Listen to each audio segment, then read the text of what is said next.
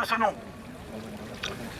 On peut dire sans se tromper que c'est la première fois en Bretagne qu'un événement de cette taille se produit. Bravo! Bravo!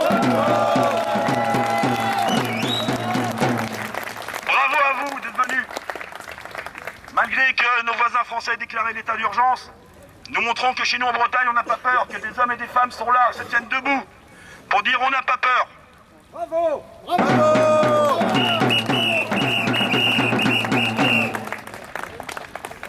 Ce rassemblement était initialement prévu contre l'arrivée de ce qu'on appelle les migrants, mais qui ne sont ni plus ni moins que des clandestins. Je vais quand même vous lire quelques lignes sur ces migrants, même si je sais qu'une certaine presse nous dira qu'il ne faut pas faire d'amalgame. Amalgame! Amalgame! Mais comment ne pas faire d'amalgame quand on sait que l'État islamique avait prévenu envoyer des soldats, des assassins parmi ces clandestins? Où sont ces réfugiés syriens dont on nous parle? On n'en voit point. On voit des Érythréens, des Somaliens, des Afghans, des Pakistanais. Point de Syriens. Islam hors d'Europe!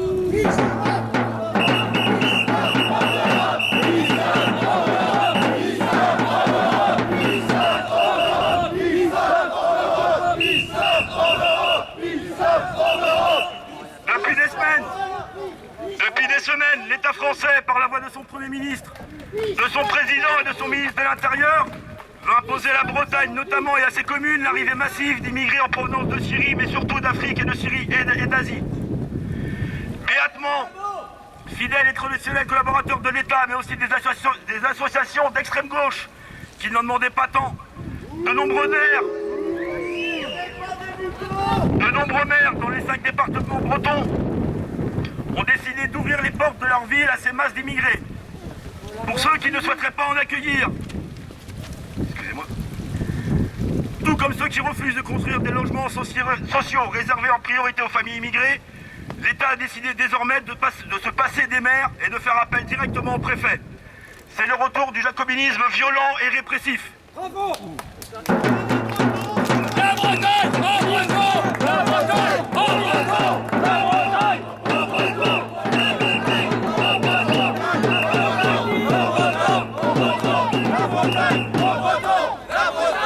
Une famille par ici, 5 par là, 10 ailleurs.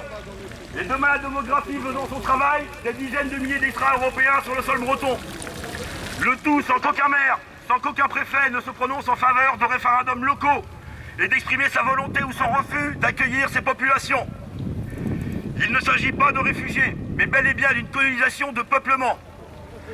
Un rapport de l'ONU a d'ailleurs montré que 70% des immigrés arrivant en Europe sont des hommes seuls. Nos sociétés européennes, rongées par le chômage, par l'insécurité et par les problèmes liés aux populations déjà issues,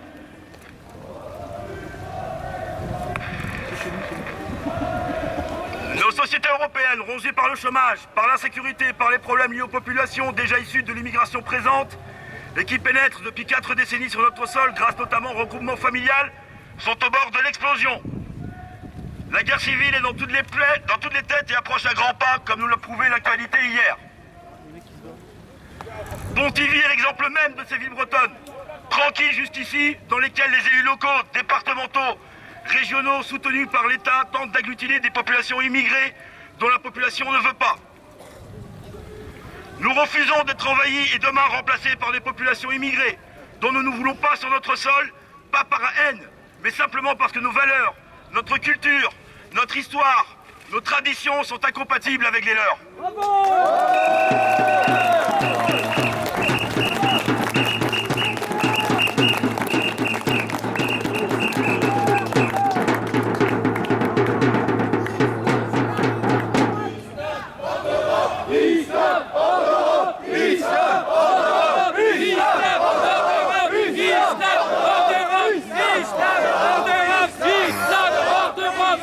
Ne n'oublions cependant pas que les premiers responsables de cette crise grave et celles à venir demain sont cette caste d'élus et de serviteurs zélés de l'État français, ces vieux débris du XXe siècle malheureusement encore au pouvoir dans un 21e siècle qui appartient pourtant à nous, jeunesse libre et enracinée de Bretagne et d'Europe.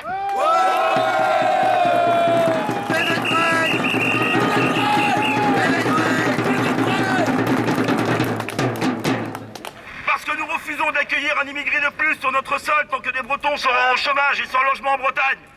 Breton, ouvre tes yeux, ferme ta frontière.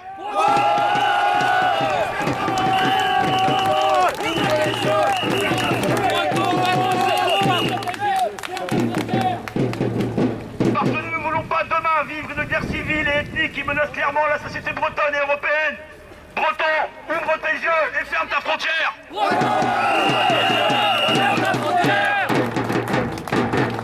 Parce qu'il est temps de pousser tous ces vieux cons de dirigeants vers leur sortie et la retraite.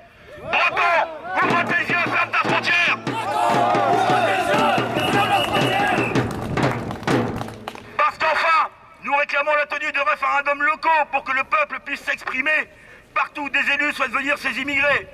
Breton, ferme tes yeux, ouvre ta frontière. Non.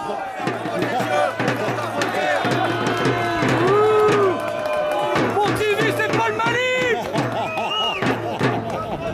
Non, l'immigration n'est pas une chance. Ah non, non, Je non. vais revenir sur l'actualité. On va nous bassiner dans les prochains jours de ne pas faire d'amalgame. Si, amalgame. Comment expliquer que des assassins, des sauvages, dont un gamin de 15 ans se fasse exploser en pleine ville, alors que l'État islamique avait prévenu ce danger? Pourquoi les migrants, ces soi-disant réfugiés, ne sont pas accueillis par le Koweït, l'Arabie Saoudite et tous les pays voisins? Le Koweït l'a expliqué. Nous ne pouvons accueillir ces réfugiés car nous sommes un pays très riche. Ils seront mieux à leur place en Europe. Il est temps d'envisager la remigration sans condition. Une solution. Remigration. Remigration. Remigration. Remigration. Remigration. Remigration. Peu de médias français ont révélé la réponse de l'Arabie Saoudite en disant pour les mêmes raisons que le Koweït, nous ne pouvons les accueillir. Mais nous sommes prêts à faire un geste, nous allons financer la construction de 2000 mosquées en Allemagne.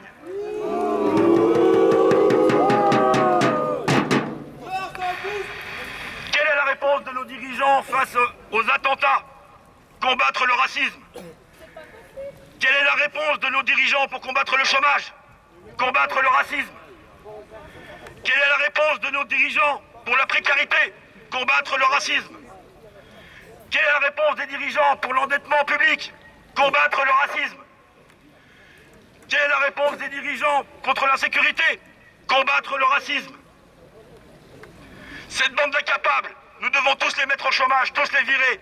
Le peuple doit reprendre le pouvoir qui lui appartient, la démocratie.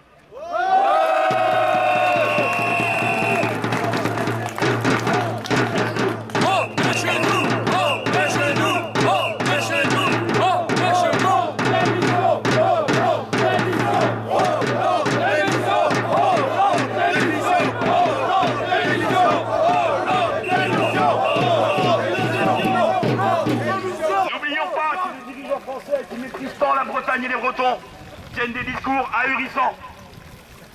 Bernard Cazeneuve, ministre de l'Intérieur, déclarait en 2014 sur RTL « Ce n'est pas un délit de prôner le djihad ».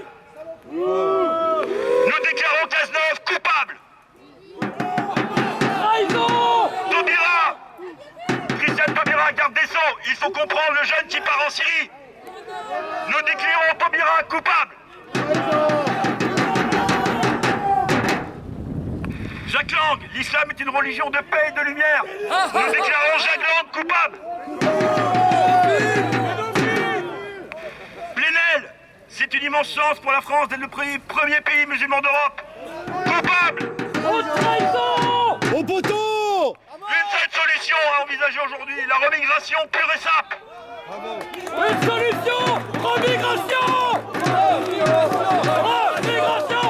Remigration. Remigration. Remigration. Remigration. Foutez-les dehors. Partout nous serons là en Bretagne pour reprendre ce qui nous appartient. Et s'il le faut, on reprendra centimètre par centimètre ce qui nous appartient, ces rues, ces villes qui nous appartiennent, et on foutra les salafistes dehors.